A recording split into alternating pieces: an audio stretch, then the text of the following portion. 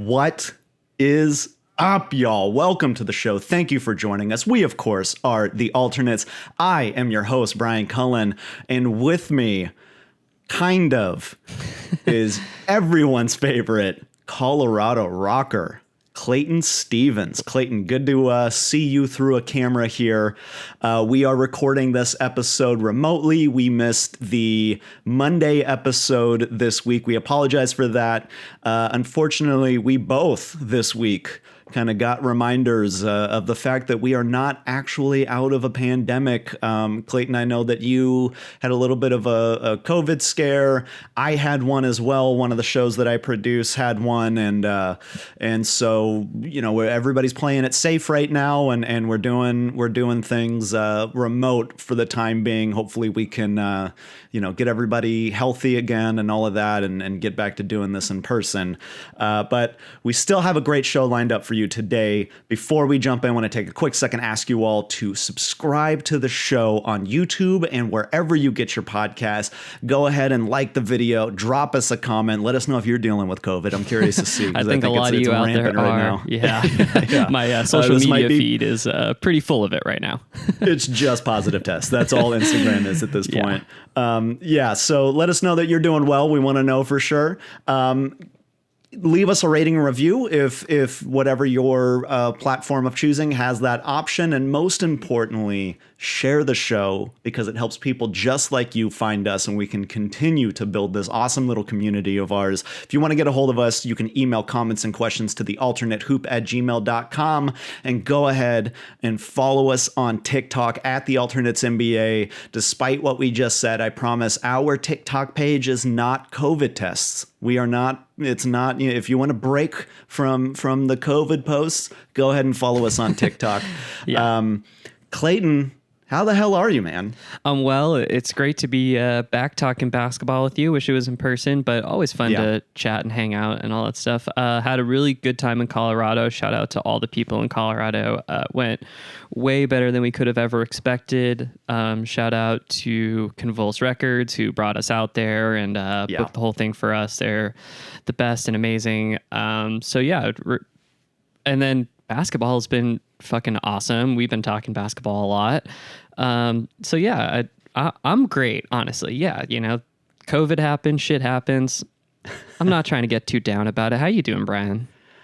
I'm doing all right. I've been busy. I'm not going to get into great detail about it, but people that are close to me know what's going on. I've kind of been spending the last few months working on myself, trying to create a new path for myself in life. And the last couple of weeks, things have kind of like rapidly taken off, and a lot of positive stuff outside of the code. There's a lot of very cool positive things, but it's also led me to be extremely busy these days. Yep. But I am thoroughly enjoying basketball. I'm with you. I wish that we could be doing this in person. For my own personal benefit, I just enjoy hanging out with you, Clayton. You got what was the best city on tour? Who's dominating Colorado? That's what I want to know. Where's the alt capital? Let me say this. All the shows were great. Boulder was insane. Colorado Springs was insane. Get out of here with this. Hold on. With this I got politician answer. No. I got something for you. I will say this. So we were supposed to play Laramie, Wyoming. That was supposed to be one of the 4 shows. Ended up falling through for whatever reason. No big deal. We booked a show in Fort Collins. Now, that show, we had no idea. And Adam, who runs Convulse and obviously does a lot of shows in Colorado area, was like, look, I haven't booked a show in Fort Collins in a long time, so I don't know how this is going to go. Yeah. And we kind of showed up with just like, we got a show. Whatever happens. We'll see how it goes. And shout out, there's a really good hardcore band from there called Wolf Blitzer, named after the legendary news anchor. I assume. If they're not, that's very funny. But they put on the show for us, and it was awesome. It was really good, and went way beyond my expectations. So I want to give a special shout out to Fort Collins because it's a great music town too. Like Bill Stevenson from The Descendants, his recording studios are the Blasting Room. So there is actually some good music history there in Fort Collins, but I just didn't know what to expect, and way above and beyond my expectations. So yeah. Dude, a lot of like smaller, kind of forgotten about towns, flyover towns, drive-through towns tend to have incredible shows. Yeah. As I'm sure you're with me, the amount of times that we have toured the West Coast and specifically California, like Fresno is a place that if you play a show in Fresno, it's always going to be one of the most ruckus, like Right, wild yeah. shows out there. Like it's these places that aren't these major hubs and cities that have a lot to do and very vibrant, nightlifes and scenes and stuff like that. They are so happy when anybody comes through that it's a great turnout, incredible energy. Like it's a shame that a lot of these cities get overlooked, but anybody who's out there that is in a band and wants to play shows and booking tours, and obviously, if you're not at a level of like playing massive venues or whatever it is, like take a look at some of those places, because you're going to get, that's where you're going to really connect with people and find people that are passionate about your music and passionate about art and just so grateful to get somebody coming through. You're right. So yeah, that sure. totally checks out. Yeah. Okay, well let's get into it. Let's get into the basketball talk. Let's start with headliners here. So as I said at the top, we did not record on Monday because of protocols, health and safety protocols. Us and Adam Silver were talking to him about it. So yeah, and Dr. Fauci now, just everybody's in health and safety. So we've had 2 games since the last time we recorded an episode, which was you were on the road and Al was here, our good friend Al. Shout out Al again for coming on. Love him to death. He's the best. Legend. So games 4 and 5 happened. Game 4 in Boston. The Warriors win 107-97. High pressure game. I thought that it was. That was a must win for the Warriors. The Warriors did not want to go down 3-1. Oh no, that was an absolute must win. Incredible, like historic performance for Steph Curry in that game. He was. When Curry's career is done and we're looking at all the bullet points of his highlights, incredible moments of his career, what makes him so great? Game 4 of this finals is going to be one of those. That is going to be one of the ones that we are going to be talking about for a long time. Yep. The series goes back to San Francisco. The Boston Celtics have not lost back-to-back games since like February or something like that. They've been a better team on the road, and we got an incredible game. Back and forth. It was truly a game of runs. We got a Boston Celtics team came out, looked like they were putting on a Golden State Warriors third quarter performance. Ultimately, the Warriors turned it on at the end of the third, kept that momentum through the fourth, went on to win 104-94. The Warriors now have a 3-2 series lead, 1 game away from winning the NBA Finals as they go back to Boston for Game 6. We're going to do stud, dud, flood here for these last 2 games. Let's start with the stud. Clayton, who is your stud not named Steph Curry? I'm not allowing you to say Steph Curry. Well, it's funny because I wouldn't have picked Steph Curry anyways. And look, you're right. We're going to remember that Game 4, Steph Curry, 40 points. It was one to remember. He was insane.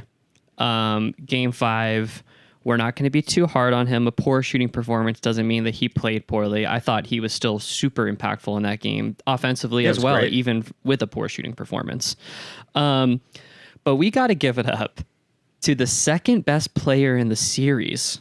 And his name is Andrew motherfucking Canadian Maple Wiggins.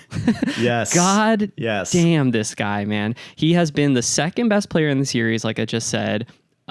He is leading the Golden State Warriors in minutes played right now.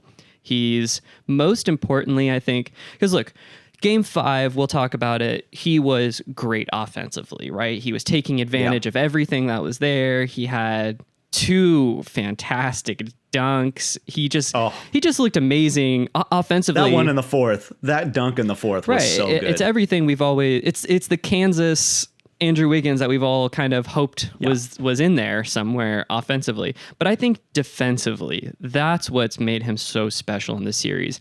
He's, like I said, leading the team in minutes, guarding Jason Tatum nonstop. He's all over Tatum. And it's the most important matchup for the Warriors right now. There's nobody else who can do what he does defensively, guarding a guy like that on the perimeter and being able to stay with him. And he's just kind of doing it all over the place. It's points, it's rebounds, it's the defense. It's just a little bit of everything. And that's made him their second best player, the second best player in the series. I'm just really impressed with everything that Andrew Wiggins is doing, just from a team perspective. Yeah, absolutely. And I love that you mentioned rebounding there, because for me, I've been loving watching Wiggins in this series, and he's starting to get his flowers in the larger kind of conversation, the larger sphere of NBA media and fans and all that for what he's doing in the series, especially after games 4 and 5. And for me, you talk about his defense, game 5, you talk about his scoring, and that's totally, I agree.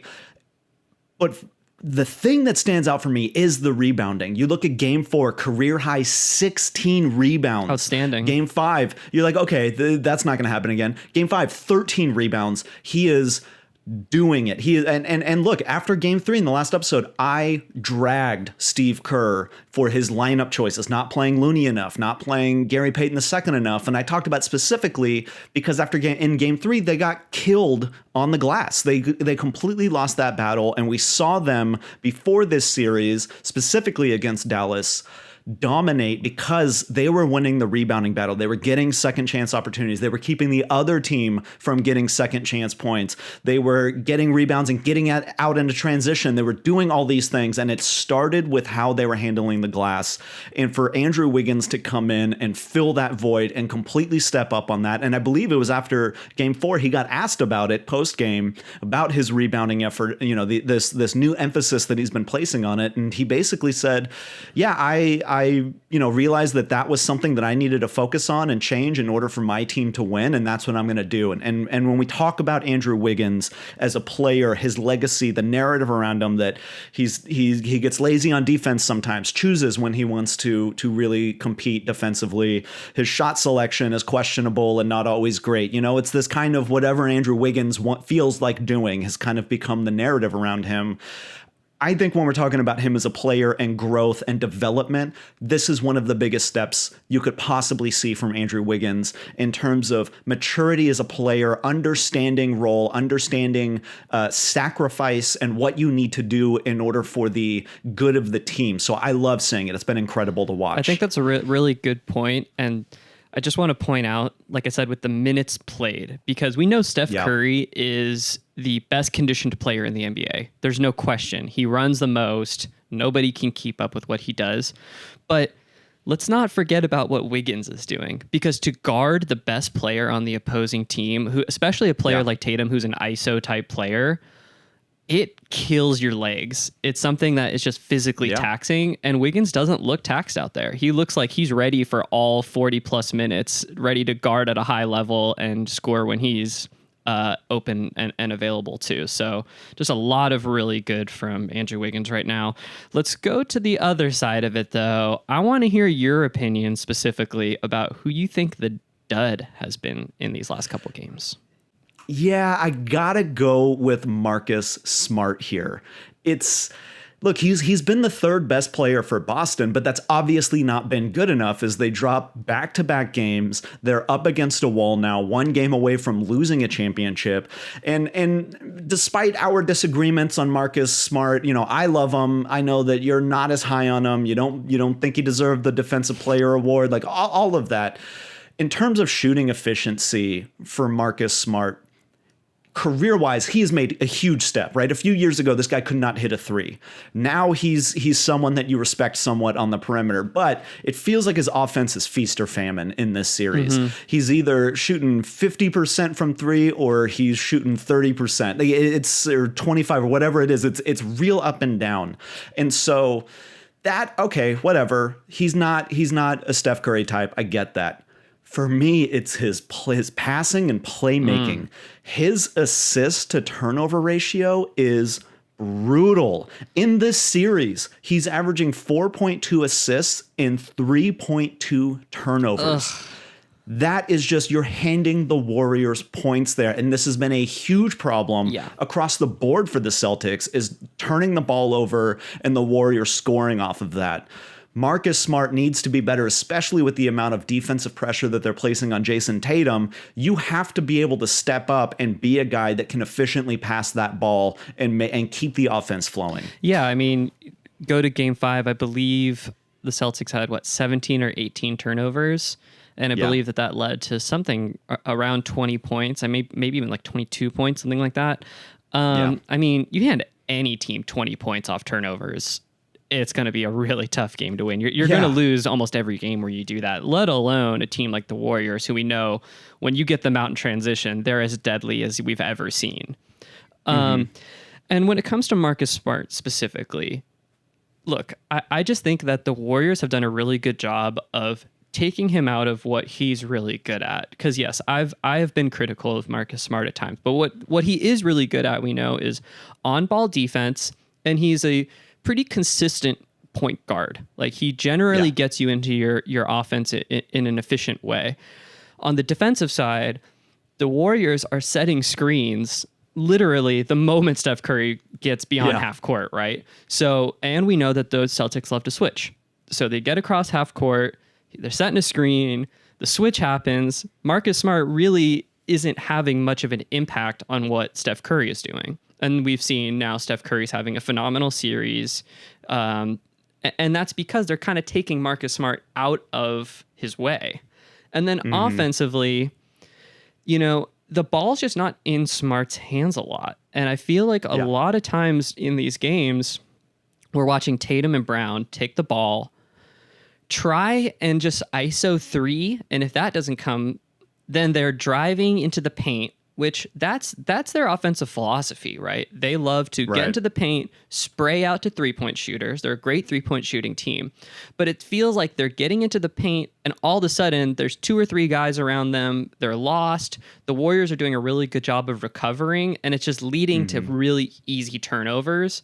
And at times, it's not even steals. At times, it's just like, it looks like they drove, and then they're like, uh-oh, wait a second, what do I do now? And that's showing in, Tatum's 2-point percentage has been horrible in this series. In general, I think the Celtics have had a really tough time with twos. When they won the games, it's been on really good 3-point shooting. So they're going to have to find a way, whether that is putting the ball maybe in Marcus Smart's hands more, or maybe you go to the role players a little more at home. We know role players tend to play better at home. Maybe we get some more Peyton Pritchard, a little more Grant Williams, and hope that these guys can make some threes, and that can get them back in this game, because the twos, they're just having a hard time with it. And I think Marcus Smart and Jason Tatum specifically, that's kind of why right now. Yeah, absolutely. Okay, last part here for this series, the flood. I want to do it a little bit differently. We usually open up the floodgates on the games played. Right. I want to, this flood, I want to do a future flood. Okay. Give me your prediction for Game 6 tonight. I think the Celtics are going to win. I think, look, I predicted when the series started that the Warriors would win in 7 games, so I'm going to stick with that. But that's not really why I'm predicting Boston to win necessarily. Number one, they have home court in this game. I'm a big believer in home court, so that's number one. Number two, they've lost 2 games in a row. It's really tough to beat any team 3 games in a row. And I'm saying, the Rockets, OKC, it's tough to beat any team 3 games in a row. So I think from just, I think some of these shooting percentages are going to come around, a little home court cooking, and just the fact that it's so hard to beat a team 3 times in a row. It's so easy to get caught up in the moment and think because of what happened in the last game, that's just going to transfer over to this game. I don't think that's necessarily going to happen. I expect the Celtics to find a way to win this game and force a Game 7. What are you thinking? Okay. Though? Well, I'm gonna flood on your flood here. Okay. And I'm gonna give you a hot one here. If you're right and Boston wins Game 6, I think Boston is going to win the title. Oh, there we go. That's a Here's why. I like Here's it. why. It'll be in San Francisco, right? And I know, despite however you feel about home court, Boston is a better road team than they are at home. Their record shows all season long. They've been better on the road than at home. And Jason Tatum, the guy that we've kind of been saying it's a lot of this is his fault that they're in this position. In game 7s in his career, he is 4-1. The only loss that he has had in his career in game 7 was his rookie season playing against LeBron James on the Cavs. Wow. His career game 7 averages 24 points, 8 rebounds, 5 assists on 44 from the field, 47 from 3, and 80% from the line. If they force a game 7, I think that the momentum goes back to Boston and they are going to win number 18. That is my hot take, Flood. I like it for the series. I like it. It's an interesting point, and I will say from that perspective, if the Celtics win game 6, all of the pressure goes to Golden State. I think the Celtics will be playing super loose on the road there. Nothing to lose, really. And that's a really dangerous team to see. So this is a big game for the Warriors tonight, I think. I think that's a very interesting point. Okay, we got 2 more things here in headliners. First one, we've had a couple trades here, and that's what we're going to look at. The first trade, the Denver Nuggets, shout out Convulse, traded JaMychal Green and their 2027 first round pick to the Oklahoma City Thunder for the number 30 pick in the upcoming draft and 2 future second round picks. Give me your take on the Denver side of this transaction. Well, you're right. Shout out to Convulse, especially because, yes, a Denver-based label, but the owner of the label, Adam Croft, is a OKC Thunder fan. So this really is the Convulse trade of all trades. Wow. Okay, from the Denver side. I'm a little concerned, and I'll say it for this reason, because I see this trade as a money-saving trade. And the Denver Nuggets, this is a team that should be competing for the NBA Finals next year, right? Yeah. And I think from the fan perspective, you got to be a little concerned. Are they trying to duck the tax here? Are they trying to get under the tax? Because from what I read, this gets them pretty close to it. So we're going to have to see moving forward, are they going to commit to like Monte Morris? Are they going to pay a guy like that? They've already paid Michael Porter, and we know that that's not looking great. So yeah, I think there's a lot of questions here from the Denver side, but they acquired the number 30 pick in this year's draft.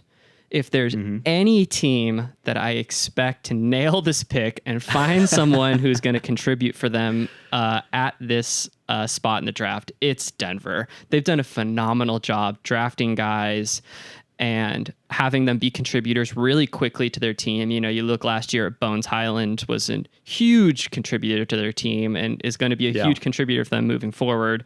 They're probably going to nail this pick, and it's going to look a lot better for them. But let's keep an eye on the money, because fans need to be doing that, and we need to try and hold these teams accountable. Like, if you're going to compete in this league, you got to pay the tax. That's what it costs. Yeah. So we'll see about that. What do you think from the Thunder side, though? Yeah. First of all, I'm curious if Denver was like, can we get a second round pick instead? We've really hit those. I'm 30 is you're right about there. Yeah. So that was the kicker for them. They were like, sure, yeah, that's about that's second close round. Enough to Yeah, second round. Good. For the OKC side, I don't have much of a take on. Like, look, them getting JaMychal Green is a little weird. I don't think he's part of their long-term plans. Green has a few days to opt into his player option, is like $8.2 million player option, which I'm expecting him to do. I think that everybody's kind of expecting that to happen any day now.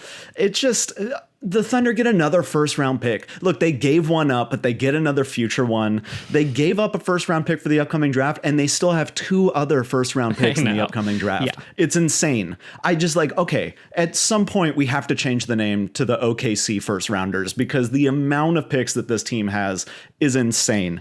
Yeah, and I feel like they might him into another first round pick. And so maybe that's possible. I think a first round, well, yeah, I mean, they just got a first round for him.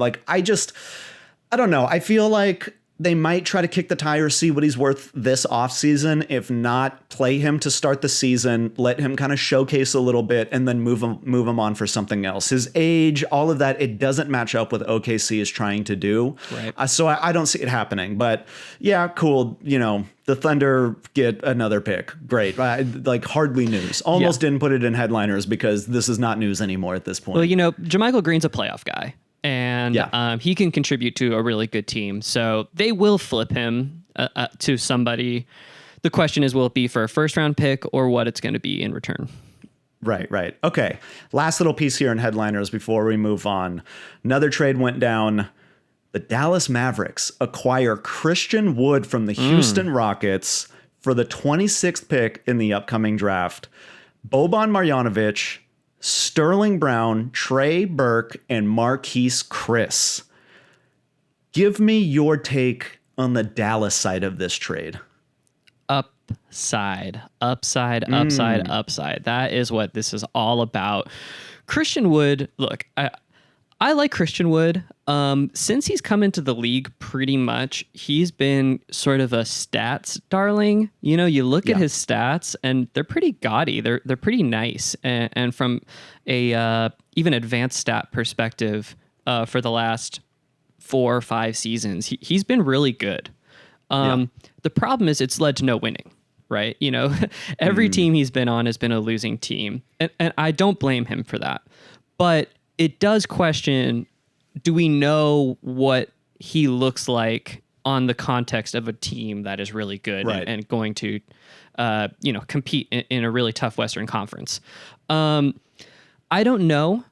I will say this. Offensively, he's a great fit for Luka Doncic. In the limited time that we saw Christian Wood play with James Harden, I thought it looked phenomenal, really. Like he can roll. He's a really good pop guy as well. He can kind of do everything offensively. He can post you up. He can face you up. Like he just kind of can do everything. And a guy like that with Luka, like having a guy who you can give him options and different ways to go about it. I mean, it's going to be deadly offensively. The question for me is defensively. I just don't know what Christian Wood is defensively. We haven't seen him really be impactful on that side of it. So 2 questions for me about Christian Wood. Number 1 is the defensive one. And number 2 is, are they going to try and lock him up before the season starts? Maybe get him on a similar deal to what Houston signed him to, which is like a 3-year, $40-ish million deal. Maybe they can do something like that again, somewhere in that range. And maybe get him at what could be considered a discount if he ends up hitting, right? If you got this guy at 15, 16 million and he's a really good starting 5 for you, you got a great deal.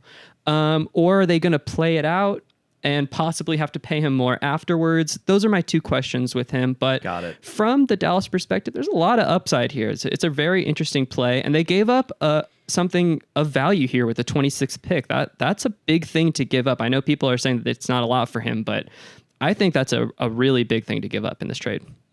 Yeah, definitely.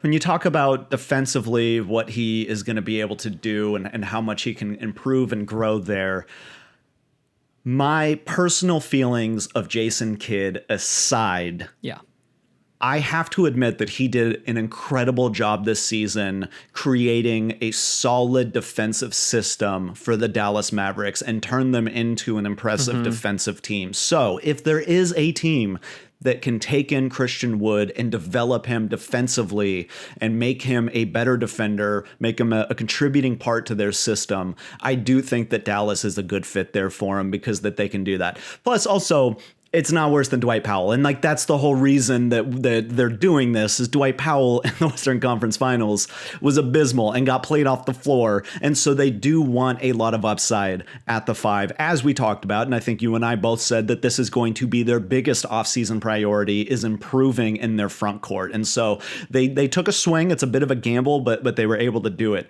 On the Houston side, Houston now gets off long-term money because he's due for, like you said, an extension or, another season and free agency. They get a first-round pick, great for a team that is clearly rebuilding. Plus, they've got Şengün, who they're very high on. Getting rid of Christian Wood now opens up playing time for him. It's going to open up playing time for whoever they grab at number 3, because let's not forget, while they got the 26th pick, they also have number 3 pick. Yep. So it could be Chet Holmgren. It could be one of these other guys. It's going to be a piece for them moving forward at number 3. Opens up that. It's really feels like a win-win for both of these teams, that Houston got what they want in a first rounder and opening up playing time for the guys they're trying to develop. Plus it gives Dallas, a better look at the 5 as they needed. So it works out for both of them. My last thought on this, though, because we talked about wanting to upgrade at the 5 for Dallas, I thought maybe Dallas was going to try to take advantage of the way the Utah Jazz season ended in potential blow up happening there and try to see what they can do to go get Gobert. Maybe I thought maybe, hey, that's somebody they have circled. Maybe we can go in there and grab Gobert. But the more I think about it, the more I feel like maybe Dallas was like, we've had a lot of controversies lately in the organization. Maybe the guy who created COVID is not the best pick for us at this time. That's fair. That's funny. I also think, just Gobert's long-term contract, it's a tough pill to swallow, and the amount you'd have to give up to get him, to only have to come off of one first-round pick lower and possibly, like I said, maybe get this guy at a nice deal if it all works out for him. There's just more upside to make the team better from a team building perspective long-term with a guy like Christian Wood. But the Gobert thing is out there, so we will be checking in on Rudy, that's for sure. But yeah, that takes them out. That takes them out. The Mavericks are out. And they made a clear decision that they wanted to raise their ceiling versus raising their floor. Okay, let's move on. Let's have some fun before we get out of here. And let's check out what's happening at the Casino of Clayton in BetBrains. All right, so last week's bets, I didn't set them. I sent in the assistant manager and they set these lines. We had some fun ones here. Let's go back and check them out before we get to this week's week's bets. Let's see how Al did. Al had the bank and Al placed his bets. Okay, let's see how Mr. Dangerous himself did. Game 4, we had Golden State at Boston. Tatum and Brown both score 15 or more points at plus 250 odds. Al really liked this one. He put 100 down.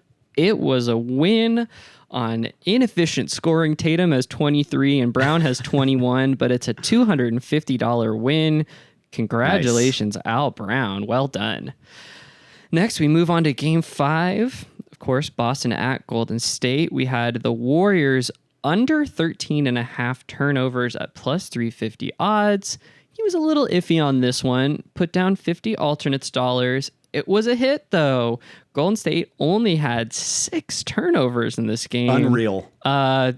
Golden State quietly in the last couple rounds of the playoffs has been taking care of the ball better than they usually do. So that was a $175 win. Fantastic. Last one here, games 4 and 5. We had Draymond on the over of 2.5 technical fouls. Plus 800, big upside play here. He put down 75 alternates dollars. It didn't hit. He got 1 in Game 4, none in Game 5. He deserved at least 7, but he got 1. The Draymond technical story is it's just never ending. It really is. Yeah.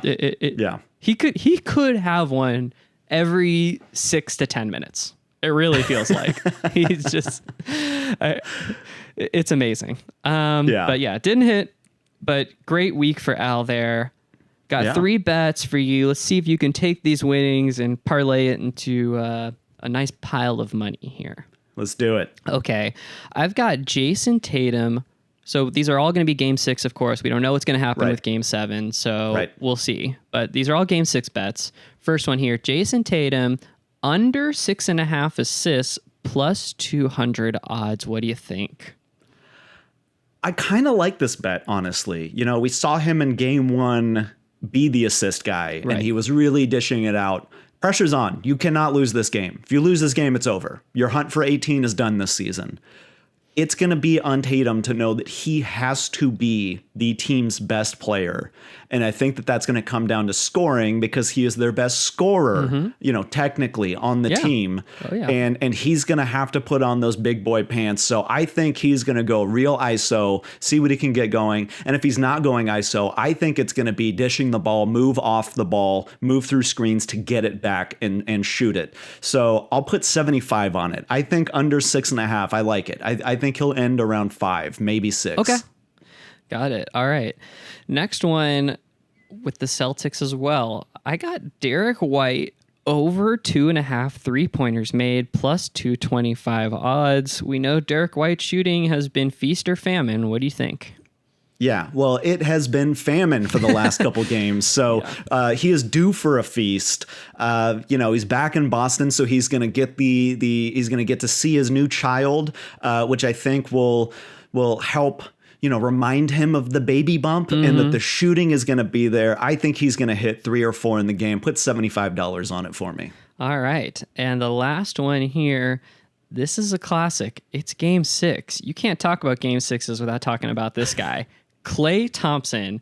I've got the over on 21.5 points plus 300 odds. Is Game 6 Klay coming around to put the Celtics to bed? What do you think? Yeah, I mean, the part about him putting them to bed is up for question whether or not that can happen. But I am a firm believer. There are 2 things that I believe in life. One is the basketball gods. 2 is Game 6 Klay. I love this bet. I think he's going to get 20 points in a quarter. I feel like he's going to have a 20-point third quarter in this game. Put $100 on this bet. I love this one. I love it. And yeah, I mean, if there's anyone who's performed in Game 6s, there's no question that it is Klay Thompson. He's the man for sure. Well, we'll see if I can keep the winning streak going here and build off of what Al was able to do last week.